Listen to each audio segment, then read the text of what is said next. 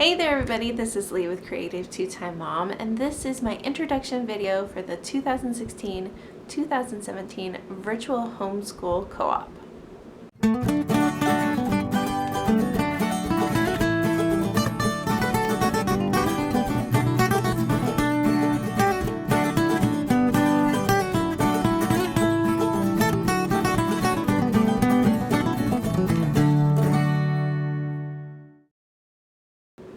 Now, the Virtual Homeschool Co-op is a collaboration of homeschoolers which was started last year, and you've probably seen some of these videos that I've posted usually about once a week in the spring, just with different topics about homeschooling. It's a chance for all of us homeschoolers to get together, collab, get ideas off of each other, find out what kind of homeschooling we're all doing because every homeschool is different, and to just share what's working for us.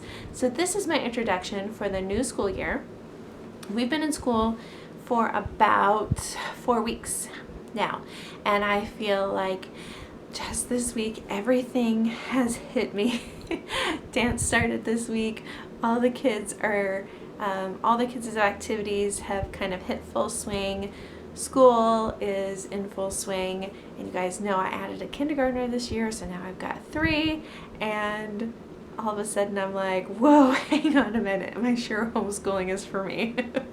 It's like, I believe this is our 5th year of homeschooling, and all of a sudden I'm like, oh, hang on a second, I gotta catch my breath. So this is my introduction for the new year. So having said all of that, I really need to collaborate and talk to you guys this week. I need to learn from all you homeschoolers out there of how we put it all together, how you add the homeschooling into the real life, into the parenting, into the homemaking. So I need you ladies this week. Let's chat. I've got a couple of questions I need to answer in this introductory video, so let's just jump right into it. So like I said, this is our 5th year of homeschooling. Noah went to public kindergarten and 1st grade, and then we brought him home when he was in 2nd grade. Lydia went to a public preschool in our area, and then as soon as she hit kindergarten, she just was homeschooled. And Josiah has never gone to public school. I did some light homeschooling with him in his preschool years, the last couple of years, and now he's starting kindergarten in full force, and he's so smart. I think a lot of that comes from having homeschooled the older 2, and he's been around it for years and years. I'll pull out science or history stuff, and he's like, oh yeah, I know that. And of course we still do a review because there's always little cracks and things that happen as you're observing older kids, but a lot of it he's just filled in from watching his brother and sister. He's like, oh yeah, I know this, Mom. No big deal. Let's move on. So I have 3. I have a 6th grader, a 3rd grader, and a kindergartner, boy, girl, boy. And so they are at home with me almost full time. We homeschool through a charter, so they each take a few classes a week. I try to mix it up with a couple of fun classes, and then generally something that maybe we're a weekend. I feel like I'm a week writing teacher, and so my older 2 take writing. But you gotta have something fun in there as well. It can't be all work and no play. So they're doing some art classes, some language classes, just some fun stuff as well. In fact, that's where they're at right now while I'm filming. So I have a nice quiet house to film in. As far as one of the questions this week was, what is your mission statement? And I have to confess, after even 5 years of homeschooling, I do not have a mission statement. There are days where I lay in my bed and I think, why am I doing this? So instead of a mission statement, let me share with you some of the reasons why we do homeschool. And one of them is just to be able to have that extra time to pour into our kids, to really work on their character development. I feel like I have one child in particular. It's not a big deal. Could put this child into public school, would thrive, would not be heavily influenced by others, would not be a big deal. I have one that's kind of in the middle, and then I have one that really does need to be at home, needs that extra pouring in from mom and dad. I know that's possible when you send your kids to public school, but just this child in particular needs extra, like abundance of that pouring in from mom and dad. And just to be able to be their primary influence and to really influence who they are as people is probably one of the main reasons why we homeschool.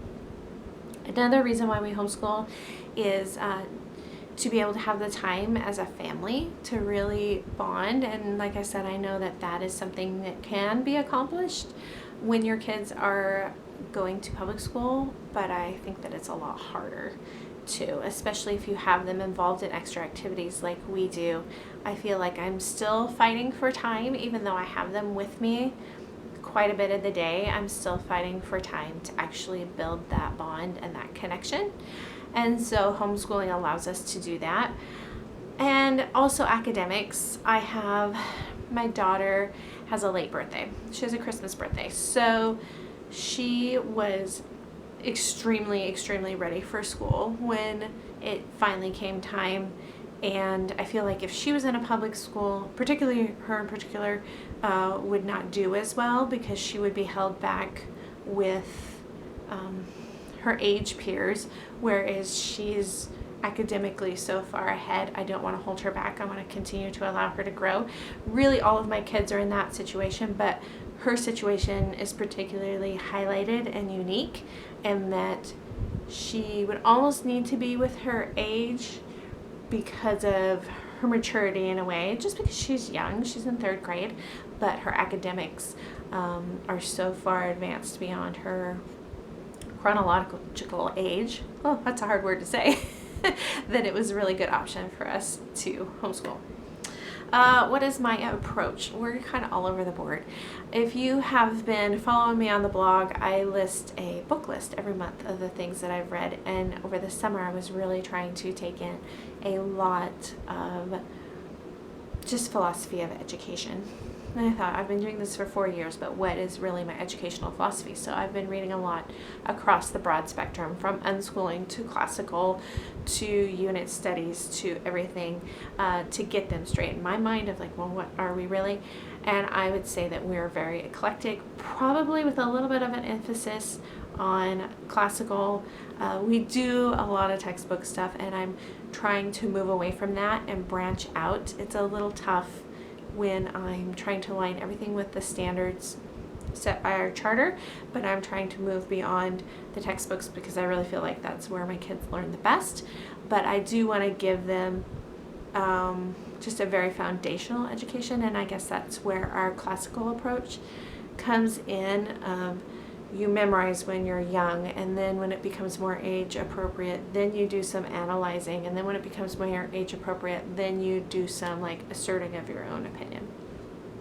So that's, I would say we're eclectic with an emphasis on classical.